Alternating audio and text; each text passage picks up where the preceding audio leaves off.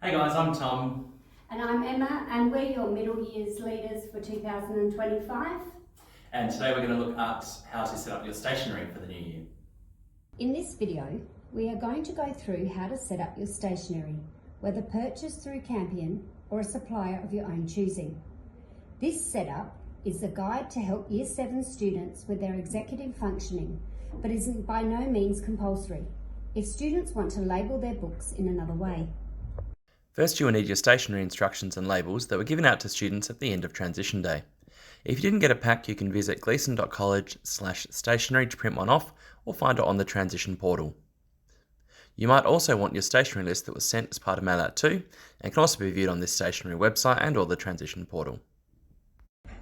After covering your books, if you chose, the correct subject stickers can be placed like so along the spine of the book. The book stickers are colour-coded specifically to match our timetabling system and help students locate what books they need for which class quickly and easily. They also match the what to take each class handout. Let's go through the stationery set and see what has come in the box. So first up we have the HAS book, the lined exercise book.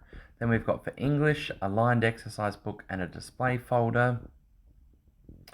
For science, again, a lined exercise book.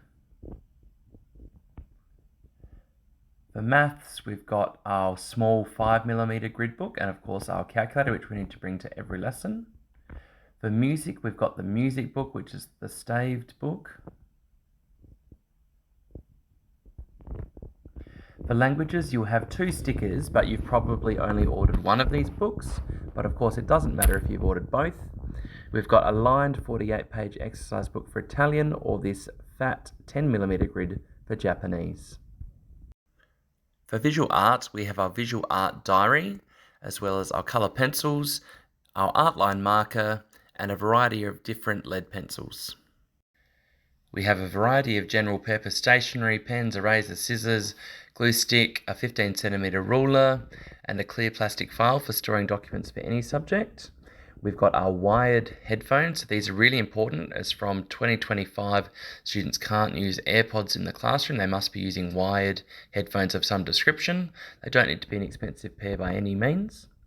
And as mentioned in the previous stationery video, we've got our whiteboard markers that students need to bring to every lesson where they would be writing for a explicit instruction teaching methodology we'll be using next year, which helps with students bring their own whiteboard marker because it saves us a lot of time having to hand out lots of whiteboard markers during class if students just have their own sets.